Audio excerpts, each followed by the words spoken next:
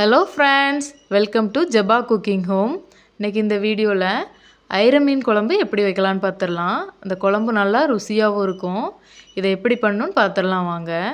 ஒரு பேனில் கொஞ்சமாக எண்ணெய் விட்டுக்கோங்க. உங்களுக்கு தேவைன்னா நல்லெண்ணெய் ஆட் பண்ணிக்கலாம். எண்ணெய் நல்லா காஞ்சதுக்கப்புறம் கடுகு, வெந்தயம், பெருஞ்சீரகம் 1 டேபிள் ஸ்பூன் ஆட் பண்ணிக்கோங்க. அப்புறம் நம்ம தட்டி வச்சுருக்க 2 பூண்டை இது கூட ஆட் பண்ணிக்கோங்க. அது நல்லா வதங்கினதும் 1 கப் சின்ன வெங்காயம் எடுத்திருக்கேன். அதை இது கூட ஆட் பண்ணிக்கோங்க. நல்லா பொன்னிறமாக வர்ற வரைக்கும் நல்லா வதக்கிக்கோங்க. இது கூட தேவையான அளவு கருவேப்பிலையும் நீங்கள் ஆட் பண்ணிக்கலாம். நல்லா பொன்னிறமாக வதங்கினாதான் நல்லா டேஸ்ட்டாக இருக்கும். அப்புறம் 3 பழுத்த தக்காளியை கட் பண்ணி வச்சுருக்கேன். அதை இது கூட ஆட் பண்ணிக்கலாம். ஒரு தக்காளி அரைக்க வச்சுக்கணும். மொத்தம் 4 தக்காளி. அப்புறம் தக்காளியும் ஓரளவுக்கு நல்லா வதங்குறதுக்கு நம்ம இது கூட கல்லுப்பு ஆட் பண்ணிக்கலாம். உங்களுக்கு தேவையான அளவு ஆட் பண்ணிக்கோங்க.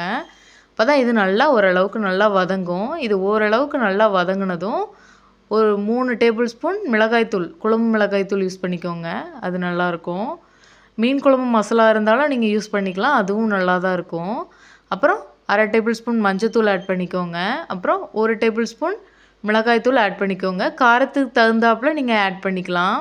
2 டேபிள் ஸ்பூன் மல்லித்தூள் இது கூட ஆட் பண்ணிக்கோங்க. இது மீன் குழம்புக்கு ரொம்ப டேஸ்ட் கொடுக்கும். அப்புறம் இதை நல்லா இது கூட கலந்து விடுங்க. மசாலா நல்லா கலர் மாறணும். நல்லா கலர் மாறினதுக்கப்புறம் ஒரு லெமன் சைஸ் புளியை நான் கரைச்சி வச்சுருக்கேன். அதை இது கூட ஆட் பண்ணிக்கலாம். ஆட் பண்ணி இது கூட நல்லா கிண்டி விட்டு இது ஓரளவுக்கு நல்லா எண்ணெய் பிரிஞ்சு வரணும். நல்லாவே கொதிக்க விடுங்க. ஓரளவுக்கு கொதித்ததுக்கப்புறம் நம்ம அரைச்சி வச்சுருக்கோம் இல்லையா, தேங்காய், சின்ன வெங்காயம், தக்காளி, ஜீரகம், பெருஞ்சீரகம், மிளகு இதெல்லாம் போட்டு அரைச்சி வச்சுருக்க பேஸ்ட்டை இது கூட ஆட் பண்ணிக்கோங்க.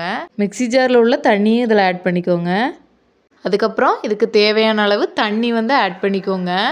அதுக்கப்புறம் இது ஓரளவுக்கு கொதித்ததுக்கப்புறம் மூடி போட்டு மூடி வச்சுக்கலாம். அதுக்கப்புறம் நம்ம சைடில் கழுவி வச்சுருப்போம் இல்லையா ஐர மீன், பால், உப்புலாம் போட்டு உரசி கழுவி வச்சுருக்க ஐர மீனை இது ஓரளவுக்கு கொதித்ததுக்கப்புறம் நம்ம குழம்புல ஆட் பண்ணிக்கலாம். ஆட் பண்ணி மெதுவாக நல்லா கிண்டி விட்டுட்டு ஒரு மூடி போட்டு மூடி வச்சு ஒரு 1/4 மணி நேரம் ஆனதும் ஓப்பன் பண்ணிக்கலாம். அதுக்கப்புறம் மல்லித்தலை தூவிக்கலாம். அதுக்கப்புறம் 2 பச்சை மிளகாய் ஆட் பண்ணிக்கலாம். அதுக்கப்புறம் நான் எப்போவுமே கடைசியாக தான் பச்சை மிளகாய் ஆட் பண்ணுவேன். அப்போ தான் அதோடய வாசம் நல்லாயிருக்கும். பாருங்கள் குழம்பு எவ்வளோ அழகாக ரெடி ஆயிடுச்சுன்னு. இதை சுட சுட சாதத்தில் பிசைஞ்சு சாப்பிட்டிங்கன்னா அவ்வளோ அருமையாக இருக்குங்க. ஐர மீன் குழம்பு அவ்வளோ டேஸ்ட்டாக இருக்கும். மதுரையிலையும் கூட இது ஃபேமஸ்ன்னு சொல்லுவாங்க. திருநெல்வேலி சைடுமே இது ரொம்ப நல்லாவே கிடைக்கும். பாருங்கள் எவ்வளோ அழகாக வந்திருக்குன்னு. இந்த மாதிரி கெட்டியான பதத்தில் வச்சிங்க அப்படின்னா தான் நல்லாயிருக்கும். கடைசியாக பெப்பர் இது கூட ஆட் பண்ணி சர்வ் பண்ணிங்கன்னா வீட்டில் உள்ளவங்க வேணான்னே சொல்ல மாட்டாங்க. அவ்வளோ டேஸ்ட்டாக இருக்குங்க. சமைக்கும்போது அவ்வளோ மணமாக இருந்துச்சுங்க. கம கமன்னு மணந்துச்சு. நல்லா அல்டிமேட்டாக இருக்கும். நீங்களும் ட்ரை பண்ணி பாருங்கள். என்னோடய வீடியோ உங்களுக்கு பிடிச்சிருந்துச்சின்னா மறக்காமல் லைக் பண்ணுங்கள், ஷேர் பண்ணுங்கள், சப்ஸ்கிரைப் பண்ணுங்கள்.